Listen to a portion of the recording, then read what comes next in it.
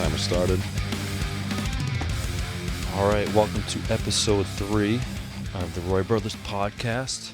Episode 3. Yep. Soon we'll have to stop counting because we have that many. Dude, chugging along. We'll see. Chugging along. Thanks for tuning in, everybody. Today, we're just going to be talking about a little bit of everything, I guess. Styles of comedy. I think a conversation between clean and dirty comedy is important because I think I'm more of a cleaner comic, and then I believe, Rob, I think you're definitely a good dirty comic, or just in general. You know what I mean? You got a lot of good bar material, and then kind of just talking about like work life and comedy life, trying to get it all together. You know what I mean? Fit it all in, and then we'll introduce our next guest. Yeah. So for episode, I guess it'll be 4. Yep, we're gonna have. We'll wait for the end when we tell you that. It's another good friend of ours, and exciting news, I guess, to catch everyone up is we are basically booked with interviews out to June 30th, so we're making arrangements. So it's March, so say first week of July. So we're booked up until the first week of July, which is super exciting. Everyone's been rallying and really helping us out and trying to get on the show. So, dude, the reception's been great. It's been great. It's been good, and I'm glad everyone still digs it, even though we're just kind of on the... We're literally in a spare room in my apartment. So more exciting news is eventually the set is going to change, but we'll save that for later on for just the Brothers episodes. So we'll have a new studio soon, and we have a friend of ours that's working on a new logo. He's a graphic design artist. Yep. So keeping an eye out for that. So definitely exciting. But appreciate you guys tuning in and chugging along with us. And then you like that, dude? I love that. D gave that to me at the detour. Oh, they had it on every table, but I felt special. They're like, oh, I got a text. Oh, Melanie said there's a table that says it's reserved for you guys. I got excited. I was like, all right. I think it's cool being known as like the Roy Brothers or the Roy Boys or whatever. You know what I mean? But it's not a bad label to have. But with like comedy and stuff like that, because you don't want to be known as like. No, they say you don't want to be known as like a dirty comic or you don't want to get labeled, you know what I mean? But at the end of the day, hey man, I think any recognition is good. But I don't know. I think that me personally, I think I'm a cleaner comic in some areas, you know what I mean? I find it easier for me to write cleaner things, you know what I mean? I think because I'm too nervous to push the envelope sometimes. Would you, what do you think, Rob? But I think you're more of like you're not afraid to push that envelope, you know what I mean? Yeah, I've said some crazy stuff. I'm not going to repeat some of the things I've said, but a couple of them being street jokes. Sometimes I like to end my set with, hey guys, I got a street joke for you.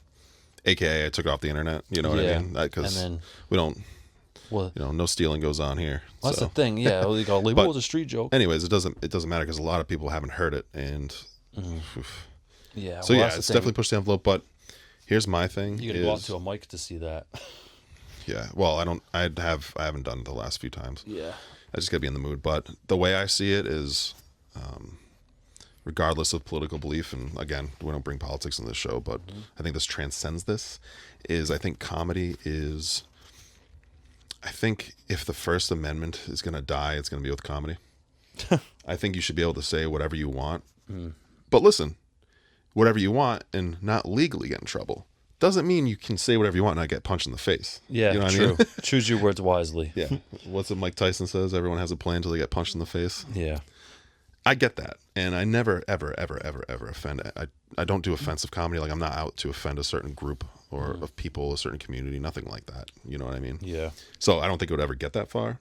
Yeah. But point being is I do wholeheartedly believe that comedy is like, it's free speech all the way, baby. So it's like, it's very, it's like you would think that it's a good example of exercising your First Amendment right with comedy. At the end of the day, I wouldn't go that I mean, it's a form of expression, I guess. Yeah, I mean, I'm not gonna go like, yeah, what I'm trying to say. It's just where free speech rules, yeah, and it's I just think the comedy scene, definitely. Yeah, I think you should definitely be able to joke about a lot of things. I think it depends on the crowd too, you know what I mean? Like if you're a dirty comic, like, not even want to say dirty, I feel like that's such a label, but like if you're a comic that likes more of like the dirtier type stuff, or like stuff that's more like, rated R, you know what I mean? You kind of got to be a bit more careful, but at the same time, if you know your crowd, so that kind of goes out the window a little bit. But I feel like there's always that line of like being like I don't know, like you want to be respectful, but at the same time, it's like, hey, we're all here to laugh. You know what I mean? Yeah. People that get offended at a comedy show, it's like, you're there to laugh. You know what I mean? Kind of know what you get yourself into. Well, that's the beautiful thing, right? Because no matter who you are and what side of the political aisle you're on, or what kind of life you've been through, upbringing, or whatever, everyone's laughing at everyone's there to just have a good time and honestly just forget about it all for the couple hours you're there, which is awesome. That's why I think politics and comedy can be kind of tough sometimes. But I mean, at the same time. But I mean, that's almost, I wouldn't say synonymous, but I mean, you're always punching up in comedy, right? Yeah. So. Yep. Punch up, but don't punch down people. You know what I mean? But yeah. I think clean comedy, in my opinion, like you could get booked anywhere. You know what I mean? I've been told that. You know what I mean? And I don't know. Me personally, I get kind of nervous. Right, and like certain things, I'm like, I don't want to offend anybody, but like, because I'm still newer, you know what I mean. But at the same time, it's like there's people going out there doing all these types of comedy, you know what I mean. That I'm like, wow, like, you know what I mean. But people, depends on the crowd, you know what I mean. I have fun. I'll write anything, you know what I mean. And I like just being able to take my comedy anywhere. So if you're clean and dirty, whatever, you could take it anywhere, you know what I mean. But me personally, like, I like a good mixture.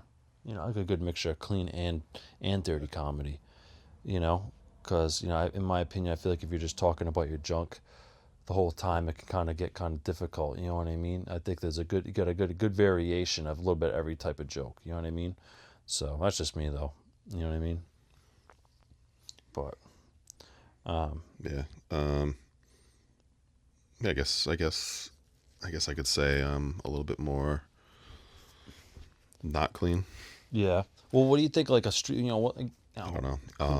But I guess sometimes I'm brain dead to it, and if I'm listening to professional comics and I'm in the zone, like my mind just kind of flows with it. And I was doing that one night, and we were listening to Nate Bargatze. I think you pronounced the last name. I had no idea it was a clean comic until my wife told me. Yeah. I was like, huh, no shit, huh? Yep. That's pretty damn good. Like, so this just proves that you don't need to be super crazy to, make people laugh. And some people's opinion I've heard is, well, anyone can be dirty and be funny. Well, yes and no, I guess. And it takes a real comic to be clean and make people laugh. Yeah. Yes and no, I guess. I think there's a merit to both sides. There's pros and cons to it, just like anything else in life. What about, like, it's comedy subjective? You know what I mean? In my opinion, anybody could be funny. It just depends on who your crowd is or what you find funny. You know what I mean? But there's plenty of clean comics out there that are, just as funny as the dirty comics. You know what I mean? Absolutely. And I like both, to be honest. Yeah. I think what's funny is funny. Yeah. To me. True. Yeah. Anyways. Yeah. But so yeah, again, so I guess I'm more on the not clean side. But I guess I gotta research more and look and watch more clean comics, because now that so at the end of this month in March, I'm being challenged to come up with a clean set for a show we have with Parada's Comedy. Cello show. At Cellos. What does that exactly mean, though? Because I don't know if you can answer that or just what asking. A clean set is, or yeah, because like how far can you go in a clean set? Obviously, I'm not gonna be. Was it not just not dropping F-bombs? But I can still talk about dicks. Yeah, as long as you think you're not saying the C word. I'm not saying the C word, the F word, and the S word every minute, but maybe it's in Is it moderation. Still clean if there's cum involved? Sprinkle a little bit of hair in there, you know what I mean? A little pussy here, a little penis there. I don't know. But I guess I don't know. So what I have written is a clean set, a PG set, and I will absolutely switch it up. Well, barring that I'm not opening. I mean, I feel like which will be on early because we're just starting, which is fine by me. Yeah, right.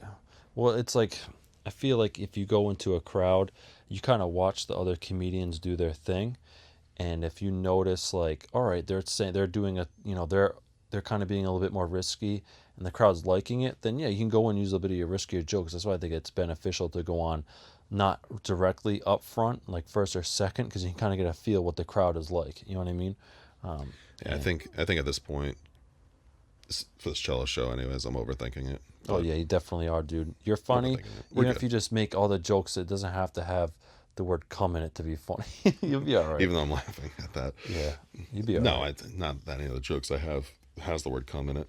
I want to say what I've said "come" more times today than I probably have in the last 3 months, year. Well, I'm thinking, like, all right, so joke wise, you don't want to give anything out, but like, what is there anything like you'd be willing to share, like anything that you're working on, or anything that you find funny in particular, comedy wise?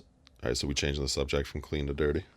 Yeah, whatever. We'll just let it go. We'll just let it free flow. Like, all right, Maybe we'll come what do back you to find it. funny? Like, what are you working on now that you'd be willing to, it doesn't have to be your full joke, but is there anything, any insight or anything that you find funny, just in general? You know what I mean? Cellos, or we're just talking about in general? Just in general, like, I don't know, what's what's a joke that you wrote or something, just like I said, a little bit of insight that you find funny or that you'd be willing to share, Like me, people know my, that see my jokes or come to open mic or come to one of my shows. I love talking about Walmart. You know what I mean? I feel like people get sick of hearing me talking about Walmart. I try to come with a whole set of new jokes every open mic, and I think that's to my detriment, to be perfectly honest. I think I'm doing it wrong. I think I should take my existing and just keep reworking it till I think it's done. But it's kind of hard too, because I like to bring new stuff because we see a lot of the same people on the circuit. Yeah. But to answer your question, I mean, so anything going on? So how do I pull inspiration? I kind of like when we interviewed Kyle. Yeah. When life throws stuff at you, I just write it down. Yeah. And I try to think about it, try to make it funny. Yeah. I've had. So I was at Picasso's in Warwick the other night. Oh yeah, this is a good story. And there was some drunk lady accosting me at the bar. I was just getting takeout. I was getting they got pretty good Italian subs over there. That's what I was getting. I guess I'll plug Picasso's today. Picasso's is great. They got good pizza. But yeah, so I was over there. I was just picking up food, just waiting at the bar area. They had told me to wait, and there was a lady there, super drunk, and she kept screaming at me to take my shirt off. Take your top off. Take your shirt off. And I was like, I said, no one wants to see that. She's trying to play it off, and then I kind of shimmied a little bit farther away to the bar, and then she looks over, she goes, "No, I told you, take your shirt off." And I was like, I said, "Hey, no one wants to see that. Just trying to be nice. I'm not getting mad at something like that, anyways." I said, "Take your shirt off." Now at this point, the guy next to her is basically falling out of his chair, laughing his ass off. He's having a grand old time. And I'm starting to get more uncomfortable as the time goes on, and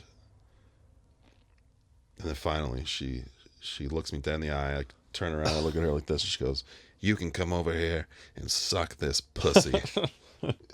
Yeah. I said, "Oh yeah," and I looked back down at the menu, Oh my and God. at this point, that guy was laughing so hard he had to leave. This guy left, and I thought he was with her the whole time. Yeah. And he And was just hanging out watching the show. the only thing I could think is, goddamn, is this what women feel like when guys hit on them? Yeah, right. Because I was like so Like you were, uncomfortable. I'm so sorry for what I did. I'm so sorry. So I'm gonna try to turn that experience into something. So there you go. So life. Definitely, yeah. So things that happen to you at the bar while you're waiting for your pizza. Holy shit. And that's just on an odd Thursday night. Yep. Asking to get to suck somebody's pussy, but You know what else I like doing too? For the writing process, when I don't take inspiration from life, if I'm bored or I'm not reworking on existing, is I just found this out. My wife showed me this from an article she read for writers, and what they do is they riff off of random sentences.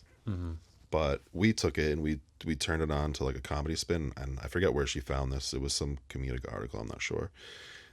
But you go to random sentence generators online, and it'll say something stupid like "the owl came out at night," and then you take what it says, and the guy in this article says, what does the audience expect? So in this case, the owl on the branch. I don't know. I'm just making this up. The owl on the branch. How can you smash that expectation? Write it down. Next, is there some kind of double entendre going on? So is there any words in there that have different meanings? Write it down. And then last, he likes to do with the random sentences is emphasize each word in the sentence and see if there's some kind of twist you can put on it. Thought that was interesting. So I banged out. I'd say I grabbed my phone, but it's recording us right now. yeah. So you do a bunch of those. I then? banged those out, and there was some cool shit that came out of it. Now, I'm not going to necessarily use it for jokes, but the whole point of this article was that it gets your reflexes going. You Yeah. know, it's kind of like if you want to learn guitar, you're going to practice scales, right? Mm-hmm. And eventually, those scales are going to translate to the repertoire of songs you play. Mm-hmm. Same thing. This is just getting those comedic muscles going to be more quick-witted in your own writing. Yeah. So that's something I like to do too. Yeah. I think writing things down helps me anyway. You know what I mean? I like to write things down. When I'm writing it, like have it on paper. You know what I mean? But me usually when I'm just like hanging out, comedy just writes itself sometimes, dude. You know what I mean? I was actually at what is it? My father-in-law's house the other day, and they were talking about Saturday. They were talking about people that like will park at the gas pump and then run in for a coffee and don't come out for like 20 minutes. But do they pump gas? No, sometimes they just drive off, and you're like, you motherfucker. And then I was like, hey, there's a joke right there. I don't know how I would do it. I'm in the process of it, but I think that's pretty funny. You know what I mean? Yeah. I had the same thought. We're kind of going off the rails a little bit, but I had the same thought on the whole plastic bag ban they have at the supermarkets. So I'll go to there's a local market here. If you don't know, it's called Dave's Market, and I'll go there and I'll feel bad because I have a whole carriage full, and they won't have the plastic bags. I'll have the brown paper bags, and then they gotta pack like 1 million brown paper bags for my 1 week's of shopping. I'm like, oh shit, sorry guys, I forgot my reusable bags. Mm-hmm. So I'll do it again. I'll forget the reusable bags, and I'll feel bad, and I'll buy reusable bags. Mm-hmm. But then I'll forget them again. So it's a vicious cycle of forgetting reusable bags and buying them because you feel bad. So I have like a stack, like a 6-foot stack of reusable bags. And those cost money too. So like a 99 cents to $5 depending what you get per each. Yep. I kind of miss plastic bags, but at the same time, the handles. But here's my thing with the plastic bags, is you could. I'm sorry, I cut you off. No, you're but here's good. my things with the plastic bags is I could get I'm an ignorant man. I gotta get all my groceries in one trip. I ain't making 2 trips. And those plastic bags, I could load up like 15, 20 plastic bags in one hand and bring it in and never have to make a second trip. I can't do that with brown paper Cutting bags. the circulation off on your fingers. You know what I mean? I used to throw them on a carabiner. Yeah, right. Yeah, dude. Seriously, throw it around your hip or something. Fuck. And they took that from us. Save the environment, hey, which I'm all for. You know what I mean? It's just the paper bags, dude. They could at least put handles on them. Like I went to Walmart today, and the bag's ripping, shit's falling out, and I try to stuff everything into one brown bag. Sometimes they do come with handles, and they just friggin' rip. You know what's actually a benefit of brown bags is that if you're buying something you don't want anyone to see at the store, like if you're buying like hey man, liquor store's been locking that down for years. Yeah, for real. They want anyone to know you're an alcoholic or something like that. It's kind of like if you go to the store and you're buying a cucumber and some fucking KY, you don't want anyone to know that you're a freak. Easy. Hey. No, I'm just kidding. Hey, that was that's one of what my he old does. lines. Yeah. I said, hey, I was pissed off and I went to the store and all I bought was some cucumbers and hand lotion. Yeah. I played telling that joke. Yeah, I played the whole game. Hey, I like that joke. That was funny. Am I alone tonight, or am I just eating a delicious salad? Yeah.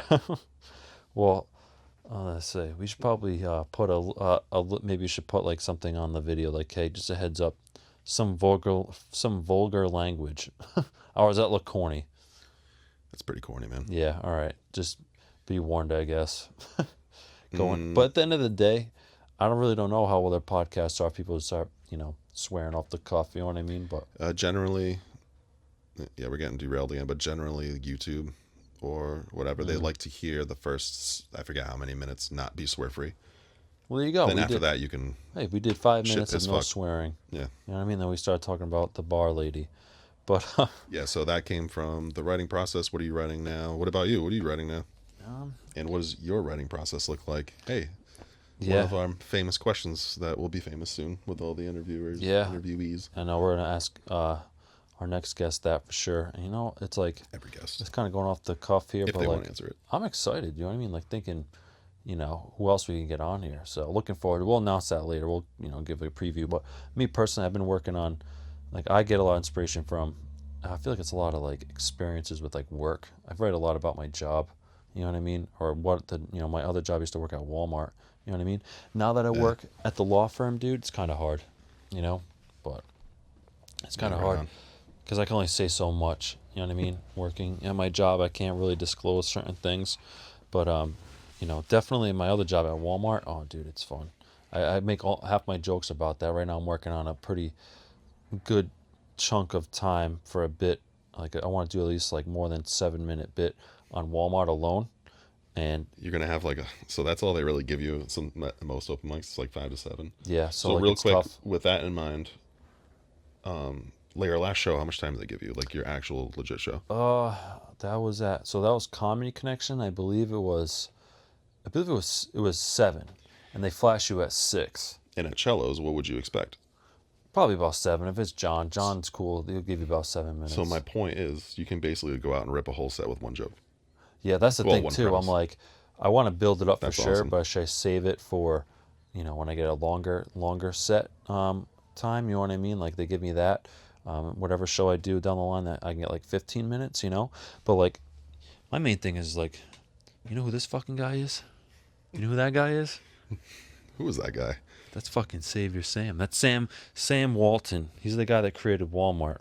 So, back in Walmart, they had this picture everywhere, dude. Looks like everybody's favorite grandpa. Yeah, dude, literally giving out discounts since the 90s. I think that's when he opened. I don't know, dude. Walmart's been around for a long time. He's rolling back those prices since the 90s. Remember those little commercials? Yep. Roll back. Yeah, and he had that. They'd have this picture in every office, like a mural of Jesus. So we call him Savior Sam. You know what I mean?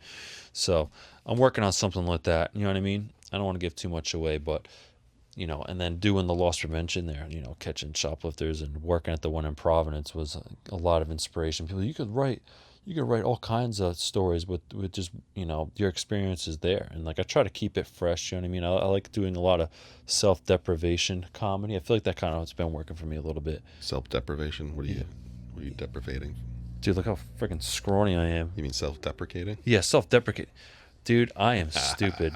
I am writing comedy as we speak right now. You're self-depriving yourself Yep. of something. Yep. So self-deprecating comedy. Jeez. I just had That's to the tease next. you. That's the next typo. You can make a joke about how your brother's an asshole, grammar Nazi. Nah, it's all right. I don't want to look stupid on the show, but it's too late. It's already been put out there. But you know what I mean. Like self-deprecating. I'd like to introduce myself sometimes, and obviously what everyone's thinking. Yes, I'm tall. Everyone asks me, "Oh, do you play basketball?" Why, yes, I do. Yes, me too. Not and really. I played center. Yeah. For years. That's all we got to do is sit in the freaking center of the court and just catch the ball and pass everybody else. Such an insult. It's like, dude, I want to shoot the ball too, No way, that kicked ass, dude. Because when it came time to play defense, it was stuffing those kids. Or it's like, yeah, you didn't have to do anything. You still got to 1 foot in, 1 foot out, just stuffing them. Mm-hmm. Yeah, I play now sometimes with the guys at basketball, which a funny story. So I'm white, all right? And really couldn't tell. You can tell. Okay, look at me. I'm freaking white, dude. Look at the shoes I'm wearing. I'm white, all right? So long story short, I go play basketball with my coworkers, and let's go to this court on Dexter Street in Providence. You know what I mean? Not like the best area, but it's not that bad. But my point is like I'm the whitest guy there to an extent. You know what I mean? And like, so I'm playing basketball in brown and tan khakis, skate shoes, with all these other guys that are like from the neighborhood, you know what I mean? And like they were all Spanish, talking in Spanish, and they were looking at me and pointing and laughing because I was in khakis and skate shoes, and I could not play for shit. And they smoked me, dude. It was terrible. And they were laughing at me, making fun of me. So I asked my coworker a day later, and I'm like, were they making fun of me, like talking shit? And like, yeah, they're like joking how you look at the gringo in khakis. And like, thanks, great. So needless to say, I don't play basketball at that court anymore. That's hilarious. I just play at, I don't really play basketball that much with those guys, but when I do, that reminds me of that khakis. guy on YouTube who's like, he dressed up as a nerd, but he's like super good at basketball, and he just smoked people. I mean, hey. He wears like suspenders and like big glasses. It's so funny, dude. Just, I mean, it's a joke, but yeah, I mean, like my point is like I just looked like an idiot, and I'm like, you know what, not doing that again. I could write comedy about that, you know what I mean?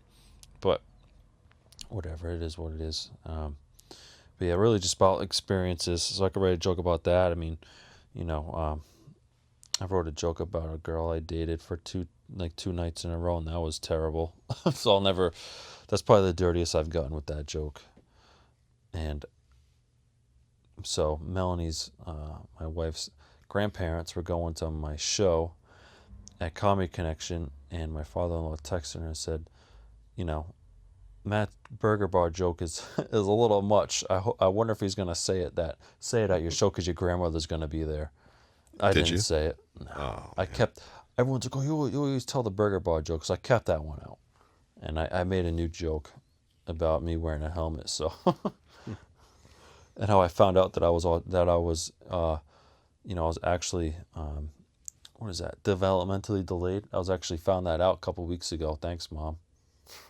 Did not know that. Now I look at the world differently. It all makes sense now. Why I rode the short bus, and they bought me a helmet. So, not really, they didn't buy me a helmet, but I used to ride the short bus all throughout elementary school. You probably don't remember that.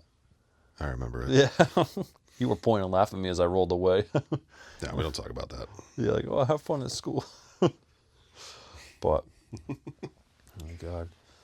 Anyway, but like, I don't know, doing comedy it's a lot. You gotta be a night owl. You know what I mean? You gotta be as soon as we're done with this podcast, just for reference, everyone, it's going on 20 at 10 at night. I'm gonna go home and spend time with the wife, and then that's it. I'll be up for another hour or two, just doing those exercises or working on the cello set. So yeah, at the end of the day, it's like you got to put a lot of time in, and the shows, you go to shows that are usually a little bit later, and then you do open mics which are later, and if you want to do several open mics a week, it's tough when we're working a job in the morning. I got to be up for maybe early. I got my full-time job and I have my comedy stuff, but it's fun. I'm not saying I don't love it. It's just highlighting that it's a hustle in a way. You know what I mean? You got to try to find a way to balance it all. Work-life balance, work-comedy balance. Yeah, pretty much. Trying to stay funny and making a living at the same time. You know what I mean? Until funny can be a living. That'd be cool, right? That'd be wicked cool, right? Maybe one day. That's everyone's dream in that's our up, world. You guys make me famous. I'm just kidding. Like my video, please. I don't want to work anymore. Simping for likes over here. I'm just kidding. That was a simp, huh? That doesn't look good. Cut that part out, Robbie. No, I'm keeping it in. Yeah, right. Anyway. Yeah, we're just fucking around anyways. No. But, I don't know. It's just trying to find time for everything. But honestly, I don't know about you, but in my opinion, comedy has definitely taken a part in my life that's a lot of fun, and I actually enjoy doing it. And it's like it replaced something that it took a place in my life where I'd rather be doing this than what I was doing before. You know what I mean? The group of people is great. You know what I mean? So. Yep, same here. So nowadays it's just been responsibilities, obviously, and then the free time. Just not all of it, but a big chunk of it's back to comedy. Yeah. So there's a balance. Is there any open mics you're looking forward to? Because we're at the Blue Moon. We do that pretty much every Wednesday. Yeah, so we were doing that every Wednesday. Well, we do that every Wednesday, or have been doing every Wednesday since the old Touch Lounge was rest in peace. New owners. So open mics, yep, I'm looking forward to Blue Moon, I think. We'll see. Hopefully after this is posted, we did end up doing it, because they had it for 2 weeks, and then we don't know if they're going to continue. It's up to the owners. Blue Moon, yeah. Pretty sure they will. But we're going to be at the Kinsman on Friday. Yep, that'll be fun. Time is, we can't reference time on this because we're posting it. Yeah, so by the time you're watching it, maybe we'll be there. You know what I mean? Yeah.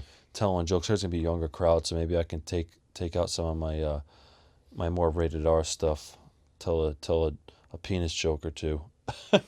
Because, young kids like, who doesn't find that word funny sometimes? So, you know what I mean?